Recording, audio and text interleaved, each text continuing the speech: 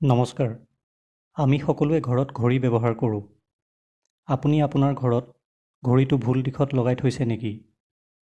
আপুনি জানেনে ঘড়ীয়ে আপোনাৰ ভাগ্যৰ লগত খেলিব পাৰে? ঘড়ীয়ে আপোনাৰ ভাগ্য ভালো কৰিব পাৰে আৰু বেয়াও কৰিব পাৰে।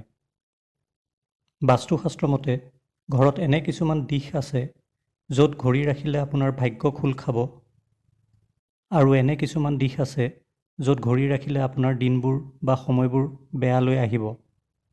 বাস্তুশাস্ত্ৰ মতে ঘৰত থকা প্ৰত্যেকটো বস্তুৱে ঘৰখনত বা ঘৰৰ মানুহবোৰৰ ওপৰত প্ৰভাৱ পেলায়।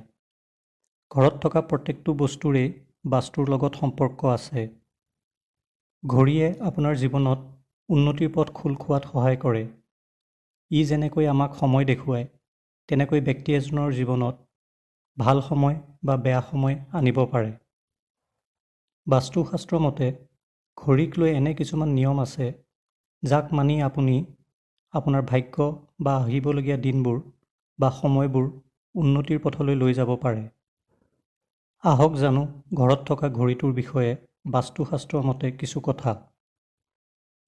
ঘৰত কেতিয়াও ভঙা ঘড়ী বা বন্ধ হৈ থকা ঘড়ী ৰাখিব নালাগে।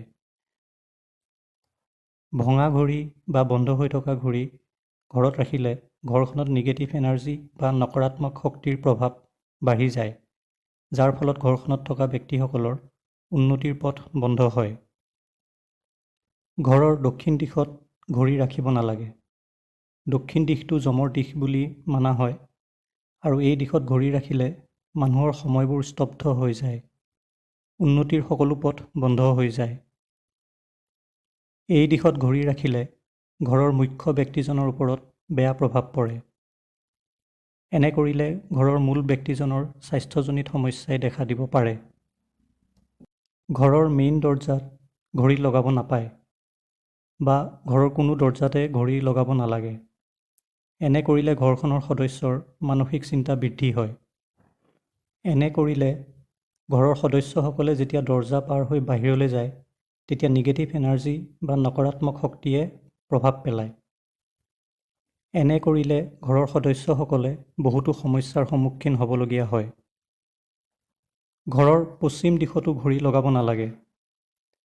যেনেদৰে সূৰ্য পশ্চিম দিশত ডুব যায়, তেনেদৰে ঘড়ী পশ্চিম দিশত লগালে আপোনাৰ সময়বোৰ ডুবিব আৰম্ভ কৰে, অৰ্থাৎ জীৱনলৈ বহুতো সমস্যাৰ আগমন ঘটে। বৈবাহিক জীৱনত ইয়াৰ বেয়া প্ৰভাৱ পৰে। এতিয়া জানো আহক ঘৰত কোন দিশত ঘড়ী লগালে ঘৰখনৰ বাবে শুভ ফলদায়ক হয়।